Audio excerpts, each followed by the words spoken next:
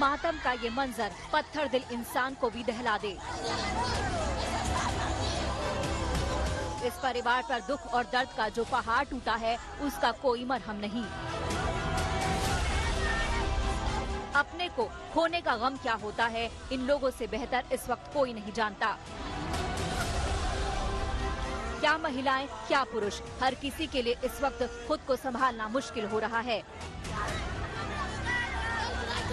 अथाह दर्द के इस समंदर में सिर्फ पीड़ित परिवार ही नहीं, बल्कि पूरा इलाका शामिल है।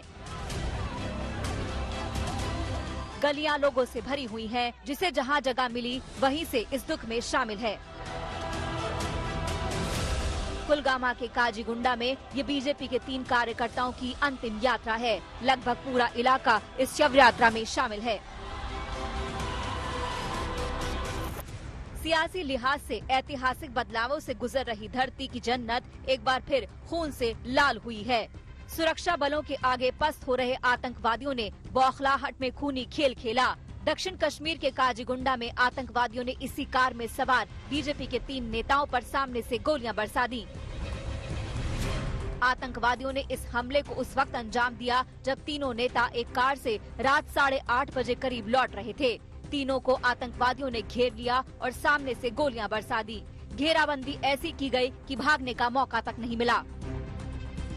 अभी तक जो हम लोग अपने ऑफिसर्स बात किए, मौका पा के मुआयना किए और टेक्निकल जो एविडेंस देख रहे हैं, उससे लग रहा है कि जैसा कि अल्ताफ यहाँ का एक लोकल है, कल शाम में 8 बजे उसका अल्टो कार 3 मिलिटेंट आया था, उसको स्नेच करके और इस गाड़ी में यहाँ तक आया है। उससे पहले यहाँ पर हमारे जो फिदा हुसैन साहब थे, उनके 2 कलीग थे, तीनों गाड़ी में बैठे हुए थे।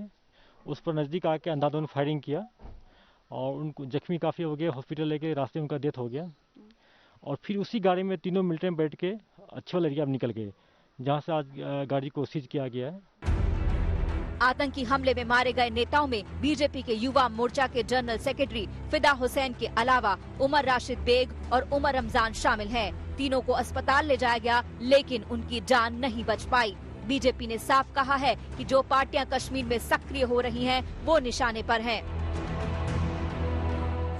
ये मानता हूँ कि ये पाकिस्तान की बौखलाहट है और उन ताकतों को भी बताना चाहूँगा जो ताकतें करवा रही है, तो उन ताकतों को बताना चाहूँगा कि हमारे हौसले जो है बुलंद है। तो हमारे 3 लोग, पिछले महीने 5 लोग शहीद हुए, आज 3 लोग हुए, बट हज़ारों कार्यकर्ता हमारे साथ जुड़ रहे हैं। भारतीय जनता पार्टी हिम्मत नहीं हारेगी। भारतीय जनता पार्टी का कार्यकर्ता डेडिकेटेड है और अपने देश के लिए काम करने के लिए खड़ा है, अपने आवाम के लिए खिदमत करने के लिए खड़ा है।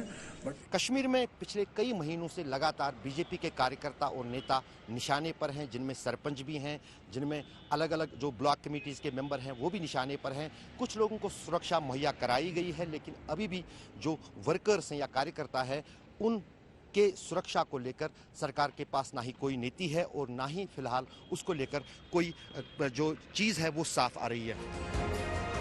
कश्मीर में बीजेपी के नेता हाल के कुछ हफ्तों में आतंकियों के निशाने पर आए हैं। 8 जुलाई को बीजेपी नेता वसीम बारी के अलावा उनके भाई और पिता की हत्या कर दी गई थी। 4 अगस्त को कुलगामा के आखरन नौपुरा में बीजेपी के नेता और सरपंच आरिफ अहमद पर जानलेवा हमला हुआ। 6 अक्टूबर को गांदरबल में भी जिला बीजेपी उपाध्यक्ष गुलाम कादिर राथर को मार दिया गया था। कल सुबह ही एनआईए ने कुलगामा में आतंकियों के संदिग्ध ठिकानों पर छापेमारी की थी। कुछ घरों की तलाशी ली गई थी, लेकिन कुछ घंटों बाद ही आतंकवादियों ने तिहरे हत्याकांड को अंजाम दे दिया। श्रीनगर से शुजाउल्लाह और अशरफ वानी के साथ आज तक ब्यूरो।